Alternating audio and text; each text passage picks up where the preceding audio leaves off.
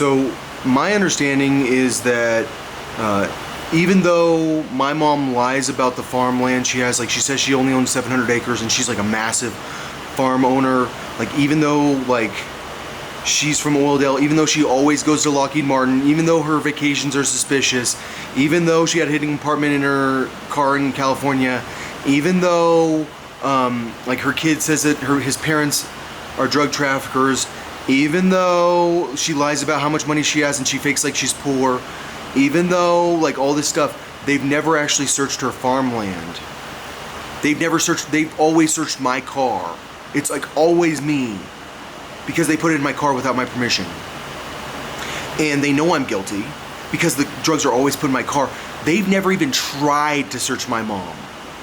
They've never tried to search any of her family in Illinois, which my mom says they're not from Chicago. Okay, so like there's the Chicago Mafia element. There's Kanye West. There's maybe Common. There's definitely The Game. And then they're connected to Los Angeles. Like that's like the biggest people. So my mom's from Chicago. They know Chicago drug trafficking's the biggest. But they've never even looked into they've never really gone after my family. They've never searched them in Chicago. But we have all this farmland. So now as I'm talking about labs and stuff like that, everyone's going, he's the one that supplies the labs, but they've never even searched my mom's land. Ever. Why? She's friends with the Dobsons. She was the director of National Day of Prayer. She's not in on it. His dad is. His dad's the guy. Because my dad used to openly sell drugs like a long time ago, like the most. Like no one sold drugs like my dad. Like my dad was selling drugs to the biker gangs. My dad was way freaking high up. So, all right, so the police never searched my mom, but they know I'm guilty, right? But then the police have always had this thing, like where they say that my mom's a victim, that like I've abused my mom or some shit, like she's a victim in this situation, like she's afraid of me or something, and like, but the police never even searched her once. Okay, they never thought about the fact that she lived at the lab in Woodmore. She's lived at every lab ever. That's not relevant. It's not relevant that her best friend from the 90s is an FBI agent. Not relevant. It's not relevant that she was a member at a country club where a lab is. Not relevant. Oh, 2 country clubs where labs are. Not relevant. I'm just saying, like, she's a victim. He's growing 3 pounds of pot. We really can't let this guy grow 3 pounds of pot when he spent 15 grand. Actually, I'm pretty sure I'm gonna end up growing 7 pounds of pot by the end of it. Let's keep our fingers crossed. That's because I'm a master grower. And so like when the police are very concerned about this guy who is trying to experiment on marijuana and trying to be a good, healthy person, and then the police know, we gotta get him, he's flagrantly breaking the law. What he's actually doing is flagrantly trying to supply himself with a very small amount of marijuana that's not even the amount of marijuana for a year, by doing extreme labor that involves like an incredible amount of work. Like every single day, I work all day right now because I have that many plants. I can't do anything but work. But for you guys, what I'm doing it has nothing to do with work. It's clear he's breaking the law. We can get him. His mom's a victim here. She's not the person growing the drugs. We've never searched her land. Of course she's not growing the drugs. She's not the head of the mafia. She's against him, just like the other chemists. Because rule number 1 about the lab is never for a second think that people are okay with the drugs. Never, ever think people are okay with the drugs. They are not okay with the drugs. They want to kill you probably. Like you should never, ever. But clearly I'm a person that thinks that people are okay with the drugs because, can I have some drugs? I can't find the drugs. I'm too close to the lab. That's the real situation there. And do I actually want to do drugs? I'm pretty sure I would never do acid again. And I would definitely do mushrooms and weed, and that's my thing.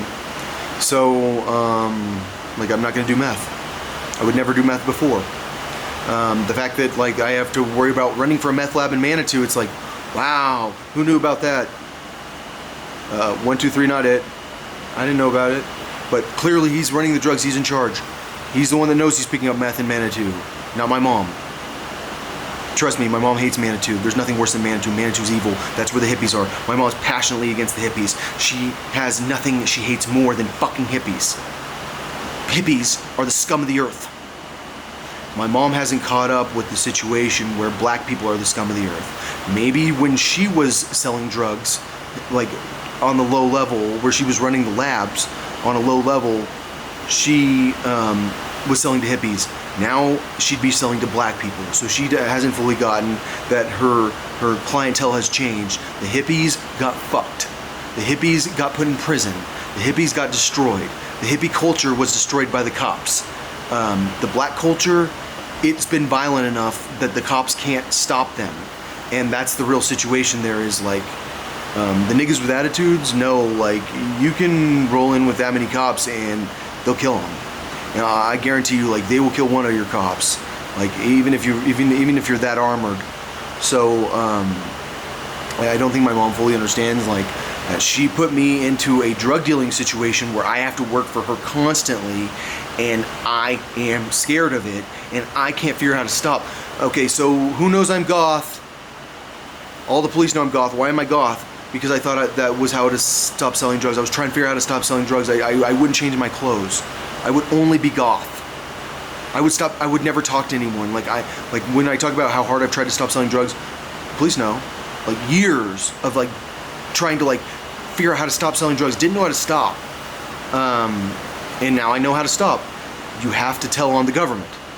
The government's in charge of the drug trafficking. I promise. Like I don't promise. They're not actually in charge. They're just like overseeing it, they say, because the person in charge is Sydney and Adam Sandler and probably Jon Stewart and probably all the people in the media, probably Andrea Mitchell and Brian Seltzer. I don't know about Andrea Mitchell, Brian Seltzer for sure. Thing is, like, I feel like the people that are really in charge don't want to talk to me, and they're the ones that are afraid to say something to me, and that's why it's like, okay, Andrea Mitchell probably. Paul Rudd, he's who's on the ground. And they did warn me about Parks and Rec in a completely different situation, and that was related to Katherine Schwarzenegger. So, I don't know. My understanding is that once a lot of you guys dry out off of like the Molly, you might actually be pretty happy about the fact that you quit drugs. And the only way to quit drugs is for me to actually cut you off. And some of you guys are going to get cut off. It doesn't mean the drugs aren't going to be back. When the drugs come back, I'll be gone by then. But I'm trying hard enough to like actually stop the drugs. Like that's like my goal here is like I'm gonna dry out like everyone that's addicted to Molly or whatever drug they're afraid of their addiction, and like by the time the drugs come back, you'll be fine.